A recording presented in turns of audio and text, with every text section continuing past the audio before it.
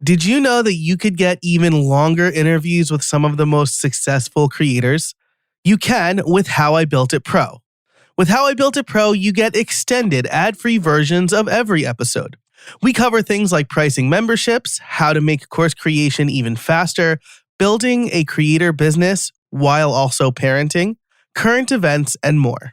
Plus, you'll get bonus episodes where I offer a behind-the-scenes look at what I'm working on, the revenue for my own creator business, experiments, and video demos of the tech I talk about on this show. You can join How I Built It Pro today for just $5 a month or $50 a year.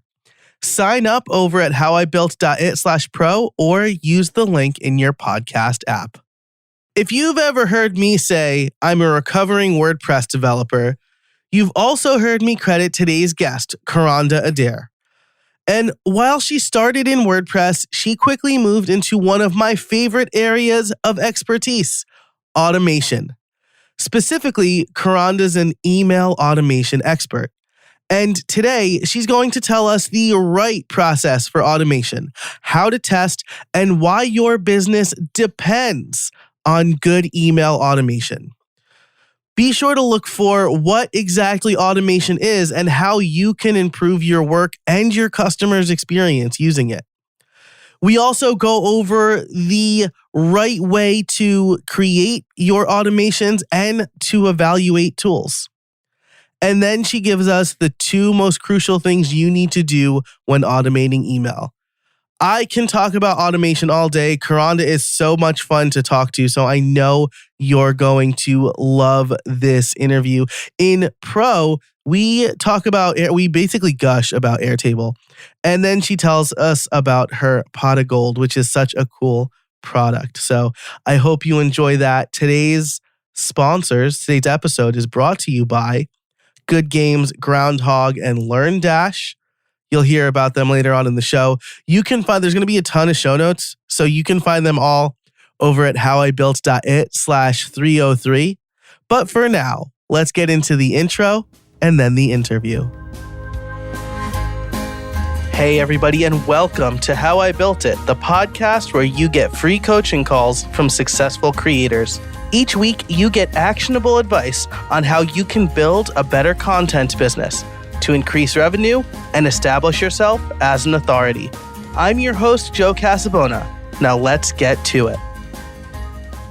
All right, I am here with Kronda Adair. She is the CEO of Carvel Digital, and I'm really excited because we've kind of swam in the same circles for a while. I stole that I'm a recovering WordPress developer from you. I thought it was so funny. That's right. I forgot you did that. I try to give you credit every time, but I just think it's like, well, we could talk about that later if you want. But first, I do need to say, welcome to How I Built It. This is episode 303. You'll be able to find all the show notes we talk about over at howibuilt.it/303. And our sponsors for today are Gap Scout, Groundhog, and LearnDash. Now, Kronda, how are you? I'm great. I'm just getting back into work mode, So after a break.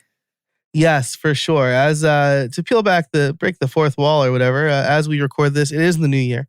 This is coming out a little bit after that, but I'm excited because I think we're close enough to the beginning of the year still that automation is something really important that we could talk about. You and I love automation. In the Pro show, we're going to gush about Airtable. And so maybe you can tell me, how did you get into automation in the first place? Okay, so I'll cliff notes the beginning part of it because I didn't start out to be a developer at all. I was actually working as a project manager at a tiny little startup, and I had a meeting with a freelance developer, and I thought, wow, that guy just waltzed in here with his jaunty cap and his laptop and waltzed out, and he doesn't have to deal with my boss all the time, and he's not stuck in an office, And I literally went back to my desk and Googled, like, how do I become a developer? And I didn't know what CSS was. I was just like, I don't know, but I'm going to figure it out. And so long story short, I ended up getting a degree in web design and interactive media. I worked for exactly one tech company before I got fired for quote unquote culture fit. So for those listening, I'm a Black woman and I'm also a lesbian, and we don't really fare well in the tech world. A lot of dudes in So the tech world. there's a lot of white dudes. There's a Yeah. lot of bros. Yeah. But I just took that as my sign, like, oh, I'm going to hang out my shingle and I'm going to make WordPress websites. And so I did that for a number of years. You know, I started with the proverbial $500 website and went up from there. And I figured out about 2017, 2018, I figured out that a lot of people didn't understand that the website wasn't going to save them. Right. It's like, it's the front door, and people spend a lot of money on it, hoping like, oh, I'm going to launch this new website. And then the customers are just kind of come rolling in. And it's like, no, you still have to market. And so I started learning about marketing. And that was like my gateway, is like, oh, wait, there's this whole email list thing that happens, and there's lead magnets, and there's, all the stuff. And my niche became mission-driven service-based business owners. And service-based business owners are perpetually caught in the cycle, the feast-famine cycle of, you hustle your ass off and you get some clients, and then you hustle your ass off and you serve some clients. And while you're doing that, your marketing just dies on the vine. And so, I've been a victim of that too. And so I was like, okay, automation is something that can save people time, and service-based business owners need that desperately. And so I got connected with Chris Davis, who was formerly the head of education at ActiveCampaign for 3 years and now runs Automation Bridge. And he's got a program where he mentors marketers and he teaches automation the right way. If you listen to his podcast, All Systems Go, he always talks about, doing automation the right way. And so I got connected with him, and I just went all in with his mentorship, and I became certified through him, and really just started focusing on offering automation as a core part of our done for you side of our business. And just like loving it for myself as well. Right.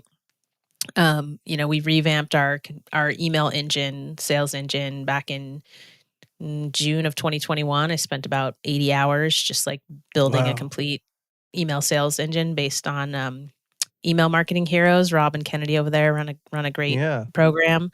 And it totally changed like how I see automation, how I see marketing, and what doing that style of email marketing can do for a business and your sales. So that's kind of the cliff notes of how we got here. And, email is just like the pillar kind of that we sit on as like the beginning of automation. But of course, there's lots of other things that you can automate in your business. Yeah, for sure. And I'm really excited to get into that. But I do want to touch on a couple of things that you mentioned here. First of all, Rob and Kennedy, we met like IRL at Cabo Press last year. And you mentioned Rob and Kennedy, and like I immediately signed up for like their like Tripwire thing. And that was like all I needed to like really revamp my whole, I have like a welcome sequence that goes into like a soft sell sequence that goes into an education sequence now. Really excited. So that was like big value for me, super helpful. So thank you for that. And then I love what you said about a lot of people didn't realize that the website wasn't going to save them. I had Ame Proetti on the show. She was my copywriter for Podcast Liftoff. And we basically just talked about how like, hey, this episode's coming out in November. Dear creators and dear web developers, like you're going to want to redesign your website because it's slow. Instead, you should focus on the copy. Like the design matters way less than the actual words on the page. I mean, does Paul Jarvis still just have like black text on a white page? Yeah, right. Yeah. Like he seems to be doing pretty well for himself, like. Yeah. I always point people to Craigslist. Like what a gross looking site that is, but it's still like amazing. It does what it's supposed to do, and we all keep using it. Yep, exactly.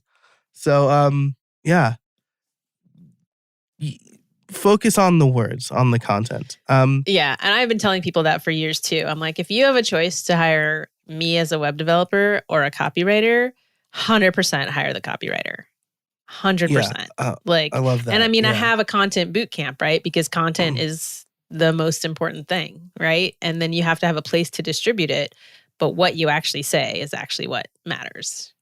Yeah, for sure. And I mean, gosh, I could talk about this forever too, because I realized when I started selling products like courses, my approach for selling websites, which was like get in a room with a person and talk to them. Like that, just you can't do that when you sell a $50 online course or whatever, or even a $500 online course. Like you got to have good sales copy that can convince the people at scale. Yeah. Well, and so in 2019, at the end of 2018, I quit making websites because of this realization. And I started Content Bootcamp because I was like, well, y'all don't know how to sell using content. So I'm just going to teach that. And it made people show up differently. And it made them like they did the work. And then they were like, oh my God, wait, this works. And I'm always saying, like, I teach people how to be people online. Because that's I the love thing. that. It's like you can be the most amazing person on stage, in person, at the meetup, and we couldn't even do that for 2 years, right? Anyway. Right. And so if you don't know how to show up online in text, audio, or video, or all three, such that people go, oh, I like them, I want to know more, then you're not going to make it. Yeah. Yeah, for sure. That's amazing. And so you mentioned like automation, something that could save people time. You and I use it a lot. We both have small teams. You're slightly. Do you have like a full like employees? I'm scared of having actual full time employees. I have like a bunch of contractors. I think everybody's scared of that, except for the people who've already done it, who are like, just hire already. No, my team at this point is all contractors, but I've got my eye on converting one of my team members for sure this year over to employee status. Nice. And it's just a matter of me getting all the ducks in a row to make that happen. But I'm definitely at the point where like I need people. Not that my team's not focused, but I just need, like kind of us all being able to row in the same direction and being able to say like, okay, yeah, we're all working, Monday through Thursday from, 10 to 4 or whatever, so that we can just kind of like do that back and forth. And so like legally, you can't say to a contractor like, oh, you have to be here at this time or you have to do it this way or whatever, you can't do that. So, so it's not that I want to micromanage, but I do think that, I'm at that tipping point where I'm going to need to do that. Yeah. It's easier to win the game when all the players are on the same field at the same time, right? Exactly. Yeah. But my team have been with me for 2 years, most of them. I mean, they're awesome. Yeah, that's I say wow, but like I was just telling somebody like my editor has been with me so long that like he noticed that I forgot like a crucial file without like, and he was like, "Hey, where's this thing that you always include?" And I'm like, "Oh, I'm a dummy," and like yesterday my brain melted, and so like the value of having people like stick with you is super super high. Yeah. But anyway, so you mentioned that email is kind of your vehicle for automation. So let's talk tools. I know like some people are like, don't worry about the tools, just focus on what works best for you. But like we can't really talk automation without talking. Yeah. I don't know where those people live. It's not me. Like, I mean, like, don't like change your task manager every other day, but like definitely find like good automation tools. So here's the thing about tools, right? Everybody, there are people who will tag me in the comments of someone who's like singing the praises of Kartra and then have their popcorn ready, like, because there's tools I'm just like, okay, that's a nice little toy tool set you have there, whatever. But like I'm working with people who are multi-six-figure business owners and trying to grow, right? That's my audience now. And so if those people are coming to me talking about, Kajabi, GoDaddy, like whatever, and I'm just like, what are you doing? So I've had most of my tools in my stack I've had for 5 years plus. I should go back and figure out the dates, but definitely at least 5 years, which is like 100 years in internet time. Yeah, for sure. So it's not, and there are people who are like, oh, I know all the tools. I play with all the tools, but like, have you produced results with those Right. tools? Right. And so when people are like, oh, what should I do? I'm really trying to retire from commenting on those inevitable, like people go into Facebook groups and like, what's the best email platform? And I'm like, if you don't know better than to not crowdsource advice like that, like I Right. wash my hands of it, right? Yeah. It's like and so when I was living in Scranton, like somebody said, if you ask people in Scranton, like if you ask 10 people where to get the best pizza, you would get 14 answers. And that's like every what's the best question in a Facebook group. Right. Yeah. Yeah. And so like I'm partial to ActiveCampaign. I've been using it for a long time, gotten a lot of results for ourselves and our clients with it. It does a lot of amazing things. It does it cheaper than some other things out there, although they just raised their prices. And so I'm going to tell you, like, this is what I use and this is what I've recommended to my clients. And these are the results that we've gotten with it. And these are the reasons why. In fact, I have a whole podcast episode that's just, here's my tech stack and here's why. And here's what you should consider, like which phase of business should you be in before you even consider, X, Y, or Z tool. So I have it's like episode 14 of my podcast. Nice. And so there's something to be said for the, like, if you only have a hammer, everything looks like a nail thing. And my answer to that is that if I really feel like you need something that we don't use, that we're not expert in, then I will send you to someone who is. Or if you're really set, I feel like if you're really just like ConvertKit for life, ride or die, like I'm going to send you to Jason Resnick. Right. Yeah. For sure. So I'm not saying like, no matter what, I'm going to say you have to use these tools. I'm going to say, if you're in this situation with this kind of business and you need to do these kind of things, this is the best tool I've found for it. So, like my top of my stack is, of course, WordPress, ActiveCampaign, Airtable, JotForm, and the form thing. The form thing is more important than people think. Yeah. Right. I know people are in love with Typeform and they love their little one question per page, which I find annoying. I know. But Typeform Give me the whole form for integrations is the worst. It's really, really hard to deal with. And so if you come into the automation service provider community, you will not find any Typeform fans because we don't want to integrate that. Whereas JotForm, like you can literally take one submission and you can send that data multiple places just in one submission natively without awesome. Zapier. Yeah. And that's amazing.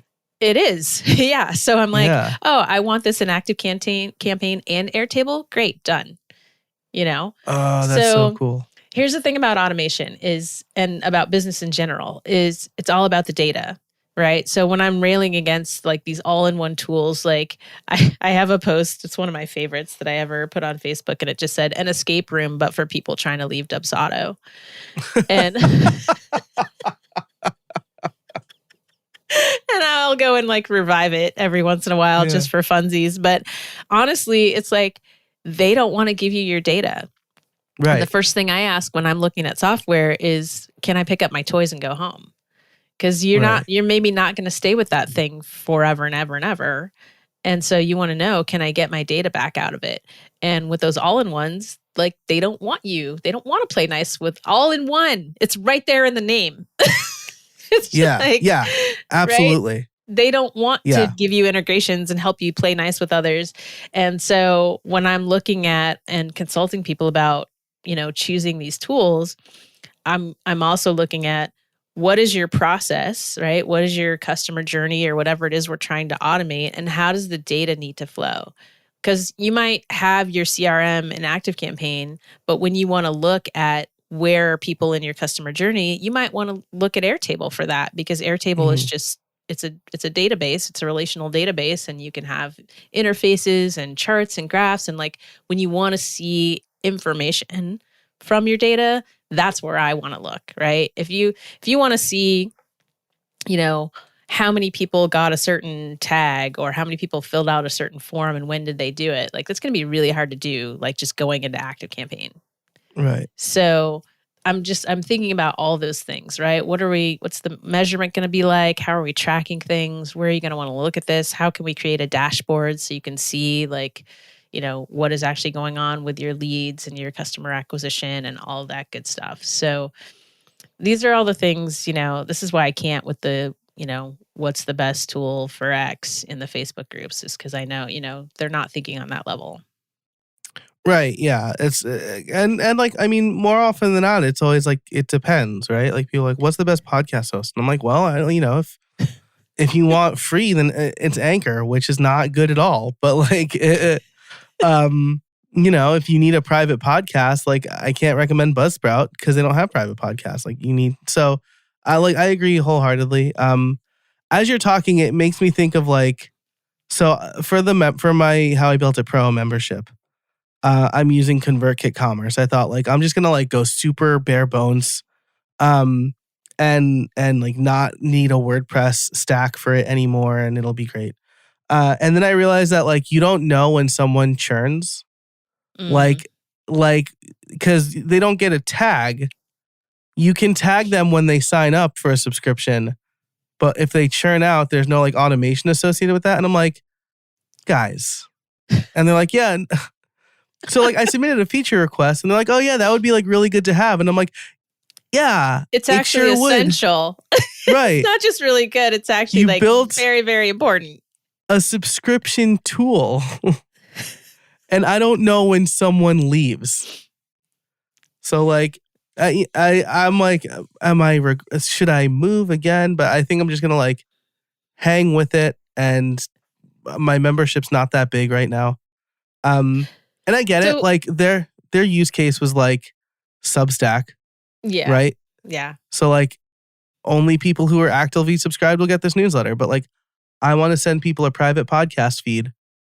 And I want to know when they leave so that they don't get it anymore. Sending it. Yeah. Okay. So this brings up a really, really good point, which is that the first thing that I do when clients come to me and we're doing like a marketing intensive where we're going to just deep dive into their whole business and look at all their systems is we just step completely away from the tools. And it's so important to do that as the first step of actually choosing software is to step completely away from the tools and define your process and actually map it out. So that like one of the most valuable things that we do for people is that marketing intensive where we do that deep dive and we actually visually map using like Whimsical or Miro or something you can see that you can say like your leads come in here. Here are all the places your leads can come into your email list. Here's what happens after each one. Here are the discrepancies, when they come in on this landing page versus this pop-up, like you can see those things. And once you see them, it's just glaringly like, oh, well, there's no continuity. There's no there's all these gaping holes. I have legit been doing consults and been like, well, there was a contact form with like 6 different drop downs of what they could be interested in. And so we were just going through one by one by one. And I was like, okay, what's this 4th one? Oh, that's like our biggest moneymaker. It's our highest tier thing. I'm like, well, you have like 4 inquiries from 4 months ago. Has anyone gotten back to them? Nope. No automation, no confirmation, no welcome, no message to the team saying, hey, we got a hot lead. Like that was easily, $50,000 worth of prospects who were filling out a form saying, I am interested in this highest level thing that you do.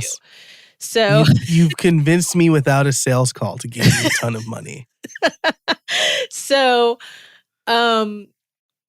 you have to define the process because that's what you're automating. And if you don't know what it is, right? So if you had said, okay, I need to do e-commerce, what is it that I need? Well, I need people to subscribe.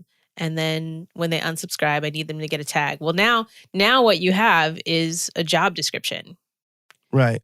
With which to go out and say, okay, I'm going to trial some software to see if they can actually do this job that I have defined in my business. And you would have been looking for that and caught that and been like, oh, okay, no, you don't get the job. You can't do this really key thing. Yeah, which I love that. I'm going to apply that from now on. Also, don't assume, I guess. Like I was like, surely, and I've made that mistake so many times. Like I've tried like membership plugin for WordPress. I should like bleep that. Whatever, like for WordPress. And it just like didn't do, I like got like halfway through. It didn't do the things I needed. And then I switched to my current stack, which is Paid Memberships Pro. Full disclosure, they have sponsored this podcast in the past. I used them before they sponsored. And so evaluate before you build, like have a job description it will save you like a lot of time and heartache. Yeah, and never underestimate like the usefulness of the help documentation, because that's where you can find these things, right? Because when you're in it and you're like way down the primrose path and suddenly you go, oh, does it do this thing? That's where you're going to go. So just go there first, right? Because you've defined your process, and then you go and you say, well, does it do this? Or if it's, if you're doing like some kind of enterprise thing and you have a salesperson, like even better, or better than sales probably is support, right? If you're in a trial and you contact support and you're like, oh, does it do this? Does it do that? Then you get to see like, what is support like, right? And you get to see, does it do that thing? So, you can treat it like any other, like you hire an employee and you have like a 60 or a 90-day trial, like to see like, hey, can you do this? I used to teach a required class to college freshmen at 8 a.m. on Monday mornings. So I know the constant dread of wondering if anyone is paying attention to my talks. I also knew that they were a captive audience, something that you don't have the benefit of when you are presenting at a conference or online. So you need to keep your audience engaged, and that's where Good Games comes in. With Good Games, your audience doesn't just listen to your presentation, they become part of it. Gamification makes presentations a living conversation between you, your participants, and the material. Players can play from any browser on any device, and they'll remain totally anonymous while brainstorming, providing honest feedback, or even just competing against fellow attendees. Good Games works great for in-person, online, or hybrid events. To see free live demos every Thursday, subscribe to Good Games on YouTube. And to learn more, go to howibuilt.it/games. Be sure to mention How I Built It to get 10% off. That's howibuilt.it/games and mention the show for 10% off. This episode is brought to you by LearnDash. Look, I've been making courses for a long time. I've taught at the college level, and I've created curriculums for several different organizations, including Udemy, Sessions College, and LinkedIn Learning. When I create my own courses, there's no better option than LearnDash. LearnDash combines cutting-edge e-learning tools with WordPress. They're trusted to power learning programs for major universities, small to mid-sized companies, startups, and creators worldwide. What makes LearnDash so great is it was created by and is run by people who deeply understand online learning and adds features that are truly helpful for independent course creators. I love the user experience. And now you can import Vimeo and YouTube playlists and have a course created automatically in seconds. I trust LearnDash to run my courses and membership, and you should too. Learn more at howibuilt.it/LearnDash. This episode is brought to you by Groundhog. Groundhog is an open source CRM and marketing automation suite for serious agencies, small businesses, content creators, e-commerce experts, and WordPress professionals.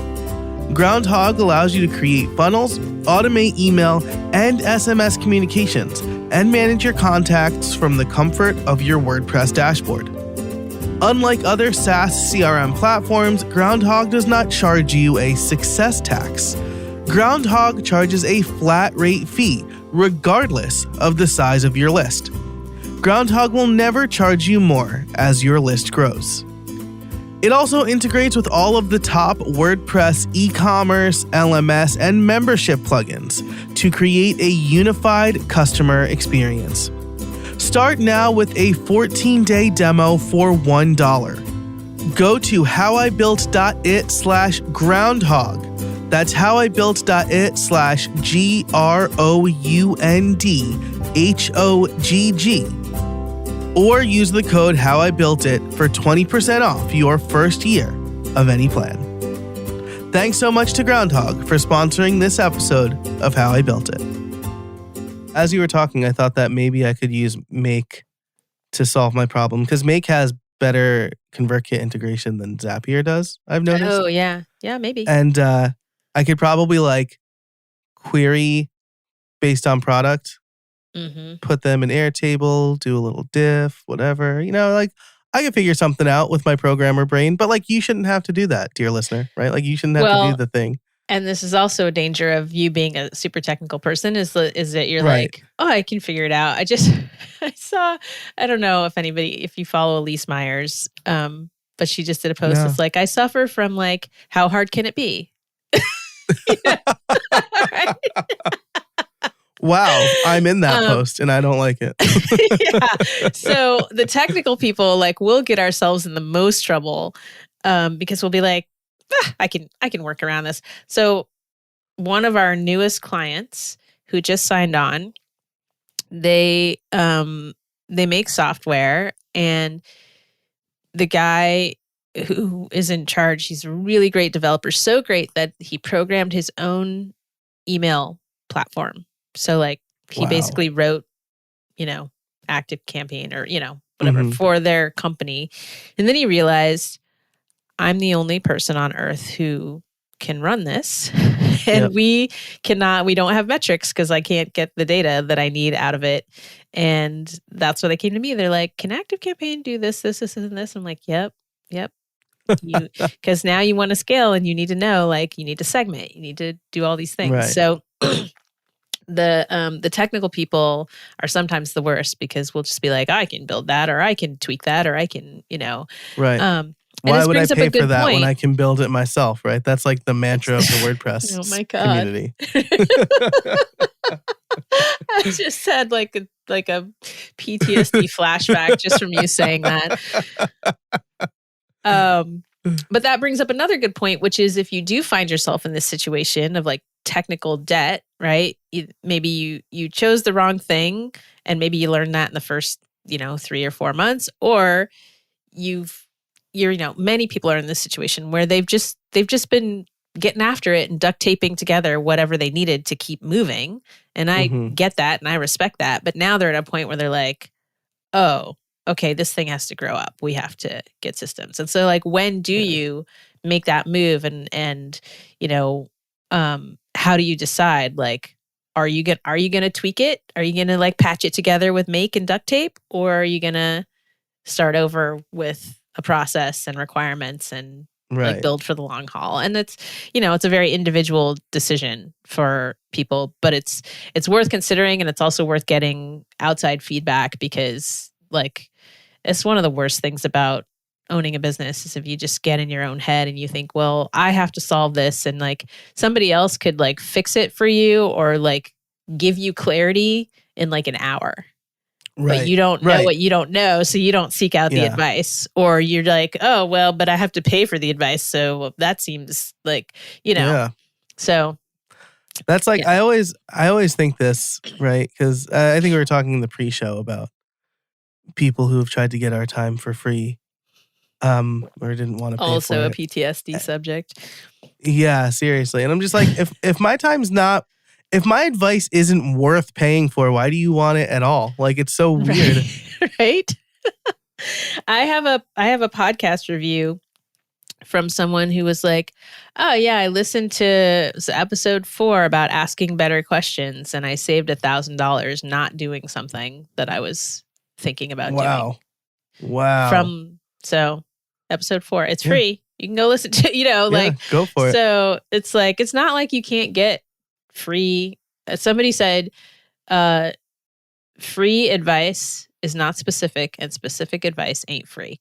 Yeah, that's exactly what I've learned and I've applied, right? Like, I will tell you everything I know on my podcast as general as I can make it, right? But if you want, but how do I do it? all right, well, now we're going to get on a coaching call, and you're going to pay me for an hour, and I'm going to save you 10 hours, and it's going to be great. Mm-hmm. Exactly. So I love that. I thought you were going to go in a different direction with that. I've gotten like really negative like YouTube comments. And for a while, I was just like, oh, I'm really sorry. I'll give you a full refund on this free content that you consume. Oh, man. I've been doing live streams with my Content Bootcamp clients. And I had to turn comments off. I had to figure out how to go preemptively and turn the YouTube comments off because people started just being, assholes. And I was like, I don't have time to deal with that.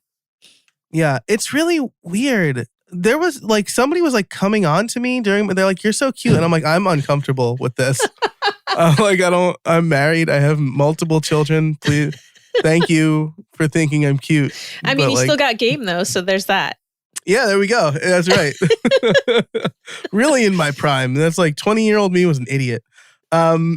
Anyway, so we've gotten a little off track. This is so much fun though. So we've talked a little bit about choosing the tools, right? You have a bit of a developer background. I have a bit of a developer background. And like you said, like that'll get us in the most trouble. I used Zapier. Like I hated like ConvertKit's forms. And so I used like Ninja Forms or Gravity, like some forms plugin. And then like a Zap to connect it to ConvertKit. And then I turned that Zap off to test it and forgot to turn it back on for a month. And I was like, how come no one's joining my mailing list? And so after that, I was like, maybe I should just use the native ConvertKit forms. Like, right? If those are broken, they're just straight up broken. They're not like shadow broken. Yeah. So let's say someone's listening to this and despite the horror stories that we've just shared, they want to get into automation. Where do you think they should start? They should go over to the Automation Bridge website and hook up with Chris because like there's literally no one, in my opinion, smarter about automation than he is. That's teaching it. Like that's his whole mission is to teach people how to do automation the right way so that you can make a career out of it. And he has seen the back ends of so many businesses. He was also like instrumental in the come up of lead pages. I think between lead pages and an active campaign, he helped them raise like over 200 million in funding. Wow. Like he was the guy, and he's worked with a ton of startups. And so like, there's nobody else you should really talk to. Yeah, that's amazing. I'm looking at his site right now. It looks great. Yeah. He looks familiar. I feel like I've seen some of his stuff before. If you go to the active campaign help documentation, you're still going to find his videos in there. Oh, nice. Like he was the head of education for 3 years. He used to go around the country doing like in-person all-day active campaign workshops. So nice. Yeah, his face has been around there. And I was such a fan of the Active Campaign podcast, which he started and hosted. And I would be like, okay, you tell me a problem and I'll give you a podcast episode to solve it. And then when he left Active Campaign, I was like, where did he go? And so I went searching the internet. I found Automation Bridge and I emailed him like, hey, so when's the next podcast? And I was the first guest on the All Systems Go podcast. And he told me, he's like, yeah, I was kind of in a funk after leaving Active Campaign. And that kind of got me out of it. You being like, hey, dude, like, where's the next podcast? And I was like, that's well, amazing. You're welcome. Yeah. Yeah. And it's amazing. now you're like, his looks like his episodes are like non-sequential. And you're like still like the first like 5 or 10 are like still there, like on the homepage. Oh, really? Of the pod. Yeah. Oh, cool. This is doing a show and tell is really good audio only content. Okay, so let me rephrase this question then. How does one figure out if they should start automating? Because like I want to. Okay. Yeah. I think.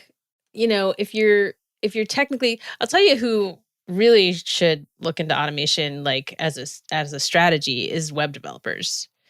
Because we already talked about the fact that the website's just the front door. And I think what happens with, I've mentored a few web developers through my content bootcamp, and we all start out the same. Like we make $500 websites, and then we're like, Mhm. okay, well maybe, $2,500. Woo, now I'm in the money.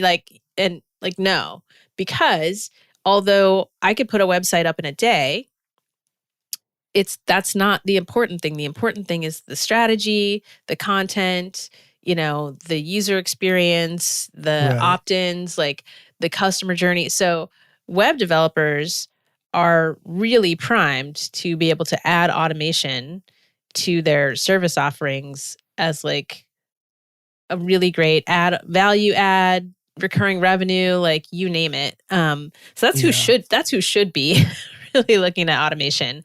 But I think in general, I think about the people that Chris has in the community, and we're all kind of obsessed with like process and documentation and efficiency, um, spreadsheets.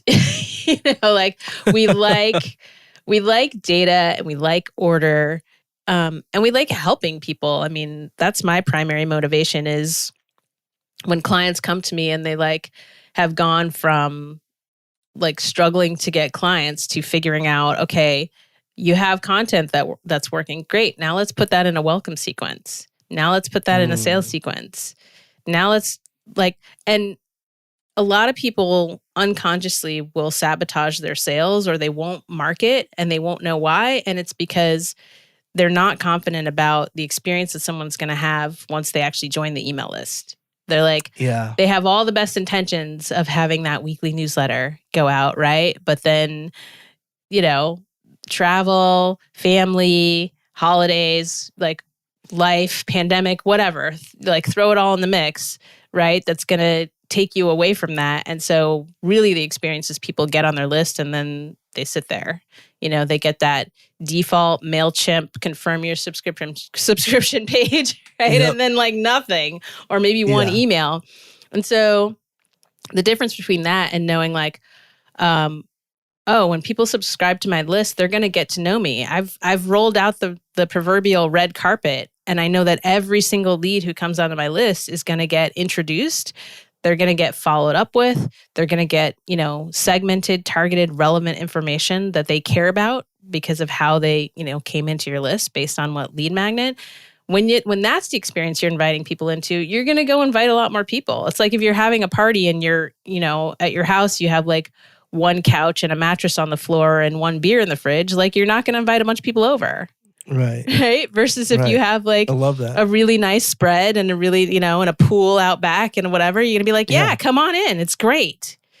Yeah. And so getting your act together and having those things in place helps people show up differently, and it helps them attract the people they need to attract. And that's what attracted me to automation, is helping people do that. So I think that should be a large part of it. Like, you want to help people, and you also are nerdy in these ways that lend themselves to automation.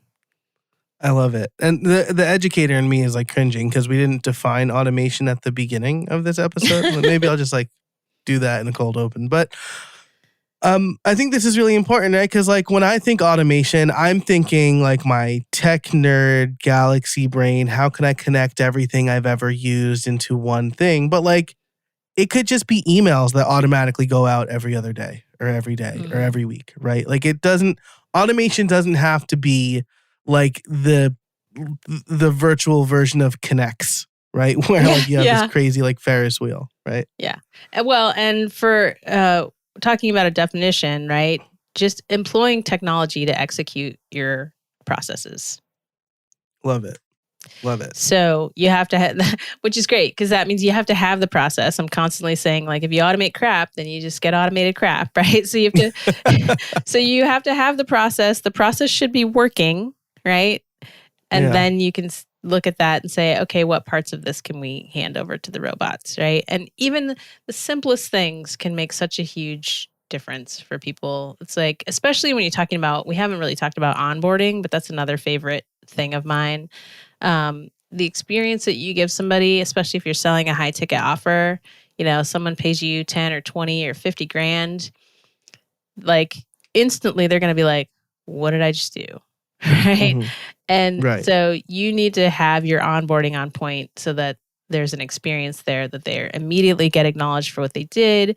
You're telling them what's coming next. You're telling them how to get prepared or what they, like something to kind of welcome them into the experience. And that is some of the most valuable automation that you can do is to really look at not, we I think we focus on marketing and sales a lot because a lot of businesses struggle with that. But then what happens when you actually get the customer? Like defining that process and making that process smooth and welcoming and delightful. That's hugely valuable. Yeah, and it's like not really something that people think about, right? I read a book by Ramil John, and I can't remember the name of the book, but he talks about this very thing, like good customer onboarding. And like so like I think he looks at Canva and like a few other places, and it's like, how do you get started quickly? How do you surprise and delight? How do you deliver their first win? And like for creators, people listening, like me who sell like a digital product, it could be just as easy as like, here's where to find your digital product, right? Or, hey, there's like 4 hours of content here. If you're at this part of your journey, check here, right? Or Mm-hmm. maybe you already know that because they're tagged and segmented. So you could just send that email and be like, hey, here's the part of the playbook that you probably want first. Yeah, I was just reviewing my onboarding and I have like a screenshot of exactly what it looks like when you log in, because Mm, like people need that level of, because they're like, what do I do? Where do I go? Um, yeah, it doesn't yeah. have to be expensive or like a huge thing. It could be just little things that make a huge difference. Yeah. I like that a lot. I tell my like my podcast clients, right, or my students, make a list of make a list of everything you do for your podcast, and then just like put a red dot next to the things that you don't personally need to do, and maybe that's stuff that you can automate or take off your plate or whatever. Hmm. Um, so yeah, I mean, it's like you said, it's about understanding the process first. That's like really your first step. Yeah. When we map out stuff for people, I don't think I've maybe two clients in the last 5 years have like actually already had their processes mapped out. But Mm, for most people, it's the first time they've ever seen their marketing without having to like log into WordPress or Lead Pages or yeah, ClickFunnels or whatever it's like you just say, "Oh, show me your marketing." They're like, "Oh, okay, let me log into the tool." No. yeah. Like if that's the only way you can see it, then you instantly know what you can do to kind of elevate your process is to map it out. Yeah, that's so funny because I always start with like drawing it on paper or a whiteboard. Like, cause like you said, I'm like super nervous about like automating and then like just messing it up. Like one of the things that happened to me was anybody who signed up for my membership back when I was selling like 10 courses, you could buy them a la carte or you could buy the membership. Because I was relying on WordPress to send those emails, Oh. a member would get registered for every course. Oh no. And then they would get an email every time they registered for a course. So like somebody was finally like, hey, I just got like 13 emails from you. And I'm like, okay. And then I think it was Chris who was like, yeah, don't send emails with WordPress. Like turn all those off and Yeah. use your ESP. Yeah, exactly. Yeah, and I So, mean those are always fun stories, right? Because even, if you do this for a living, you're always going to mess up. Like mhm, my favorite blooper is so content boot camp, we have a coaching call every week. And so on Tuesday, we had a looping email basically that would go out every Tuesday saying, like, hey, go and fill out this form to tell us what you want to talk about on the coaching call. And the mhm. first time we created that automation, we forgot to put the wait step.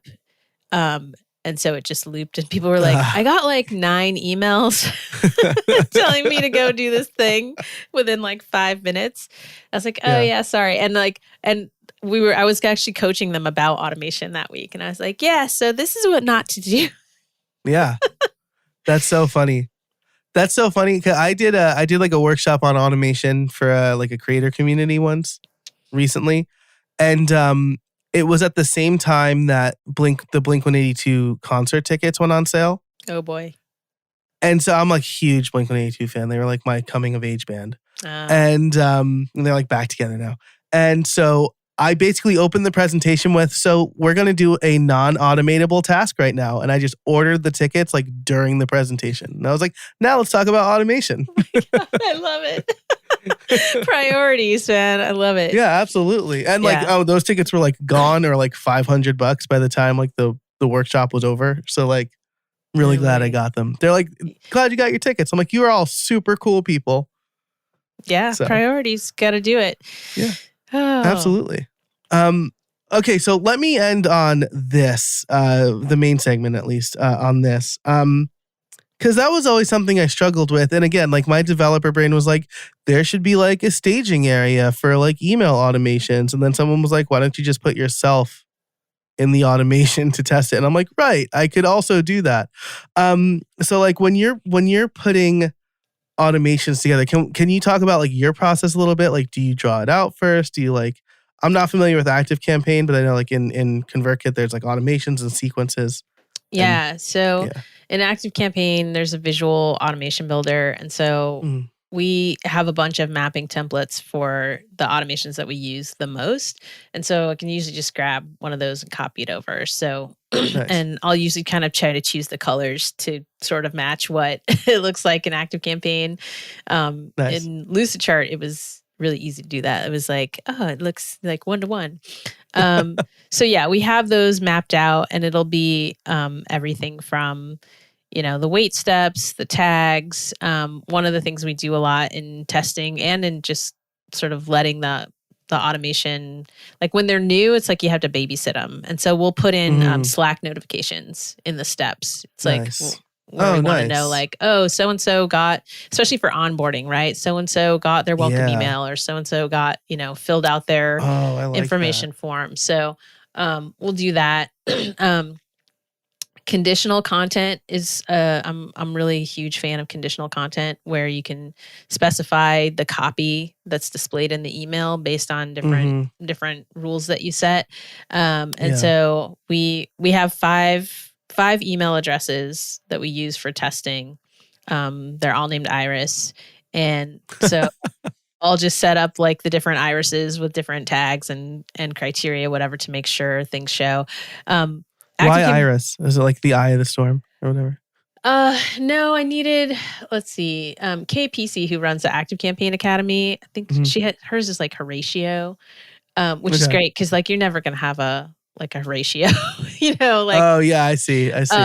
Yeah. Which, there are some real irises, but a lot of my test contacts are named after like people from like CW superhero shows. So it's Iris West Allen. Nice. So there's 5 irises, so we can set those up differently.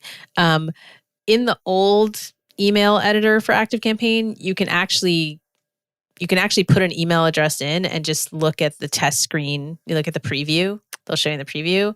But then they have a new email designer, which is so much better than the old one, but they don't yet have that feature. So we use the irises. So yeah, testing things like different conditional content. Testing like if else things, like just going through. And so yeah, we map it out first. Ideally, right? We map it out first, then we build it. I'm trying to remove myself from more of the day-to-day, so the mapping will become even more important, because we have a new team member starting next week to help like build more of the automations. And again, the issue is I like doing it and I can do it, and it's actually a problem. Right. Yeah. so I told my team, like in our first meeting this year, I was like, look, ask forgiveness, not permission. Like, feel free if I take something, take it back. Like, just like it's really challenging. But yeah, we have all sorts of, and it helps too when you're doing like the same kinds of automations, because we'll copy them over from, like import them. You have to build them from scratch all the time. So that helps too. So having a system that you kind of know the system, and then you're implementing that same system for multiple clients, it like makes it go easier and faster. So yeah, those are some of our tricks. I'm not going to tell you everything. Nice. I like that a lot, though. And then, I guess final question here is: how often do you review those automations? Right. I know maybe that sounds like counterproductive, right? They're supposed to like run, and then you're supposed to forget about them. But like, Yeah, no. yeah, There's some. So we're actually, I mean, we've just pivoted, right? So we had a done for you offer, and we've kind of pivoted and narrowed that down to really focus on ActiveCampaign and doing email automation. And so all the processes that we had are everything is up for discussion, right? So we're rebuilding a lot of processes, and so we're looking hard at everything. But like my getting to know you sequence, like I will typically try to look at that at least once a year and rewrite it. Okay. It definitely will get rewritten because now we've hit, like Content Bootcamp was our flagship offer. Now it's CRM to sales where we do the active campaign thing. So all of that is getting, my website's out of date right now. It's a lot of pressure being the automation person, right? Because it's like, people expect your stuff. And I just will be straight up with people and I'd be like, you know what? We're in a pivot right now. So everything's not all like smooth and shiny. Right. And, there's still some basic things, right? But you have to do it manually first and like send people through it and make sure that it's what you want before you go through all the trouble to automate it. And so I'm just real upfront with people about that. I'm like, but doesn't mean you can't hire us because most people don't even have the basics in place, Right. And it's like, we can do that. We're like Captain America, right? We can do that all day. I love it.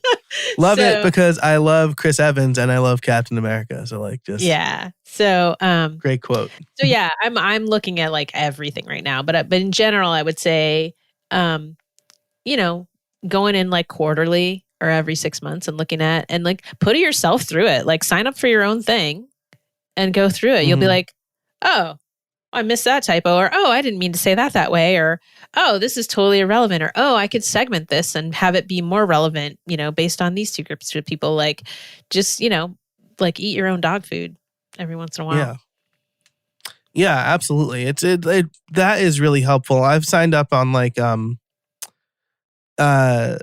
my own email addresses. And then like, I also use, it was Feedbin for a while. Now it's Readwise, but I use like the RSS reader newsletter subscription thing. And I was like, oh, okay, like cool. My newsletter doesn't look like a hot pile of garbage in the RSS reader, which is nice. That's good. That's actually good. I'll take that as a tip.